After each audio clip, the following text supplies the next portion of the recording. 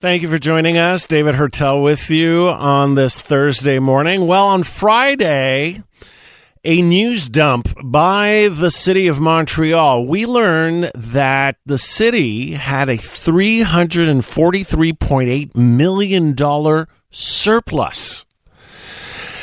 And not only that, but none of that money will be coming back to us, even though the city's already decided, and as a Montreal taxpayer, I've already paid my taxes, which were significantly increased this year.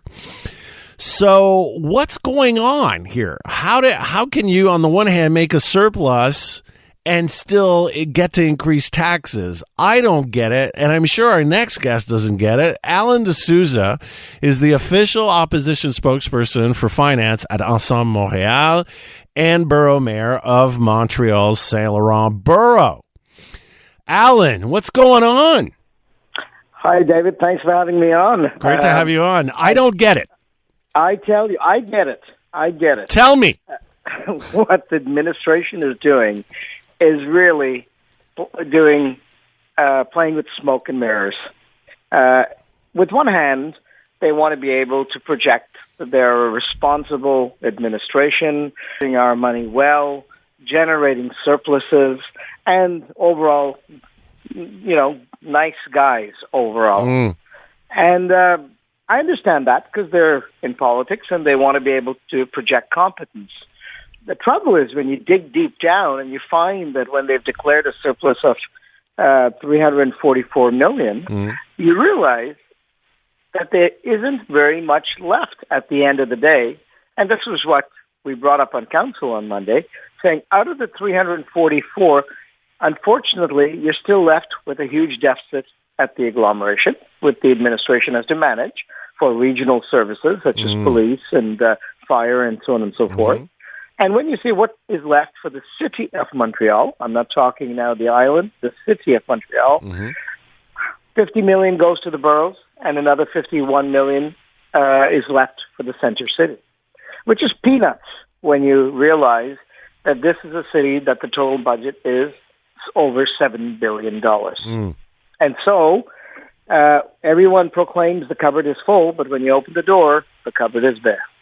Well, okay, so if I understand you correctly, so we're actually in financial difficulty when we look at the city budget, but the administration, what it did is what? It transferred the expenses to other expense centers so they look good and they can announce a small surplus. Is that it?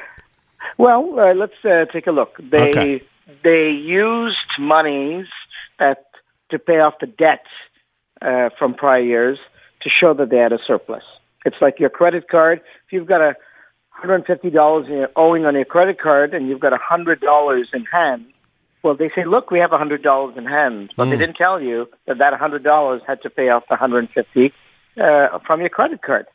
In a similar manner, they use savings from prior years huge manner. Okay. They budget to use $111 million of savings, but they wound up spending $178 million of savings. Now, the problem is when you use your savings, the next time you go to the well, the next time you need it, nothing back if you haven't replaced those savings. And that's what we're doing. We're drawing down on our savings that we've had, that we've built up over previous administration and prior years, to the point where our savings are dwindling, and we don't really have a whole lot of cash in hand if we were to have a major issue or a major problem. And so where I wouldn't say that the administration is in trouble, because so far they've been lucky and the economy is held up, but the administration doesn't have a huge margin to maneuver. And in that sense, as a Montrealer, as we all are, we should have reason for concern, because on all fronts, the city is being squeezed, and often the squeezing is of their own making. So is it still warranted and justified to have a tax increase for 2023? Well, I would tend to think that they should have done a much better job in reducing their expenses. And what would you cut? What would you cut? They had to charge a tax. Alan, what would you cut? What would you cut? Well, I think off the top, clearly they've added on close to 2,300 new bodies over the last 5 years. I try to imagine, what have we got more for 2,300 new employees? And I have a hard time putting my finger on it. So the thing is, the bureaucracy is growing, and we're not really getting any additional services for that. So we're paying more, but not getting very much more. And I think as a citizen, you want value for your money. You work hard for your money.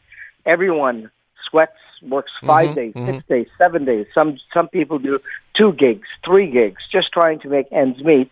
And when they pay for their taxes, they want to make sure that their money is being well spent.